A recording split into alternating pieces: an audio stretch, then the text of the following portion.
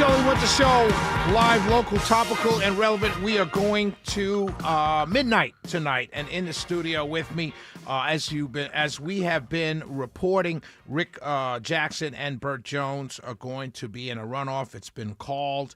Keisha Lance Bottom still at 58.7%. No other rate except for Brian Strickland has been called for Attorney General over Bill Calzert, and Tanya Miller on the Democrat side. I do want to ask you about, again, as chair, I don't want to put you in a position to say the wrong thing. How does Richard Wood stay alive every election? This guy is in a race with about, let me see, 5 people in that race, and he may get out of it without a runoff. He's at 50.9 right now. Yeah, so, look, you got to remember. Let me ask you a question this way. Are we a are we a school choice state? Look, I think that Georgians want expanded school choice. If you look at the Gold Scholarship Program, it's oversubscribed every year. Yep. Mm-hmm. People want that opportunity. Now, when it comes to electing a state school superintendent, the people that are most interested in that, it's the K through 12, bureaucracy, it's teachers. There's a lot of fear-mongering out there about what school choice would mean for them. And so I think that's part of what's going on here. But it's difficult to beat an incumbent. And let's not forget about this. This is an unprecedented election. Okay. Rick Jackson alone spent at least $75 million.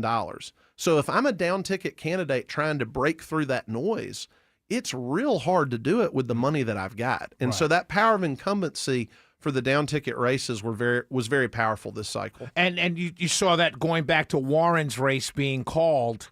We see that there with the judges' race. Absolutely. Well said. Well said. I never thought of it. I never thought of it quite like that.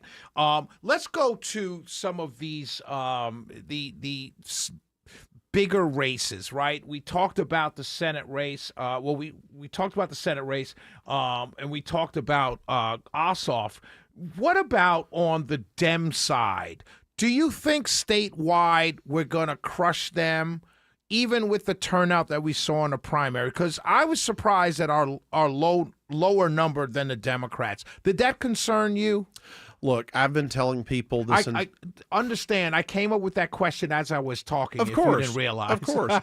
No, I tell people all the time, primary turnout is not a predictor of what the general election is going to look like. Primary turnout is a predictor of how engaged voters are in May of 2026. There are a lot of people that just don't vote in primary elections. People don't like to hear this, but so I'm 47 years old. I've been practicing law for 22 years. This is the first time since I passed the bar that the Democrats have had, it doesn't look like it's going to wind up being a competitive primary for governor, but it's the first time they've had a wide open primary, right? There was the coronation of Stacey Abrams, right. The coronation of Stacey Abrams, right. The coronation of Jason Carter.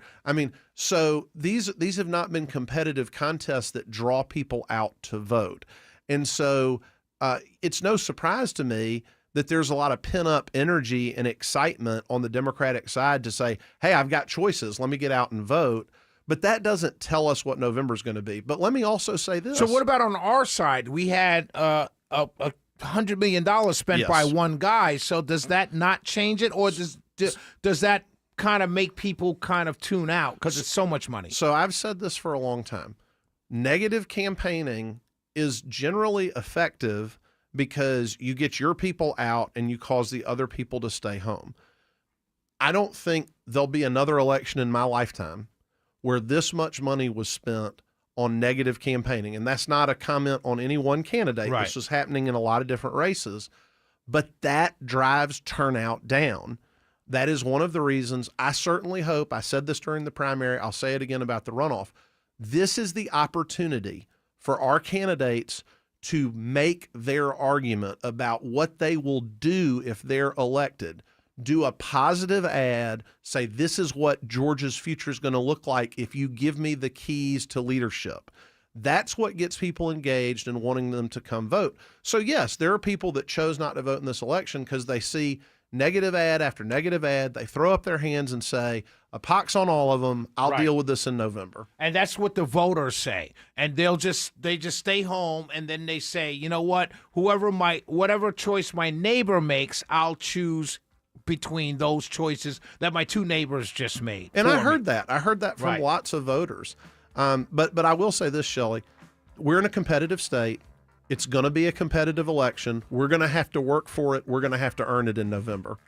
Talking about when we come back, we're in the studio with Georgia GOP Chair Josh McKoon. I want to go down to the Secretary of State's race because I'm a little surprised at the outcome there. We'll be right back, ladies and gentlemen. 404-872-0750, 1-800-WSB Talk. As more and more numbers come in and this picture gets clearer, we will try and get some guests on the phone. It's Shelley Winter Show. We're here till midnight. We will be right back.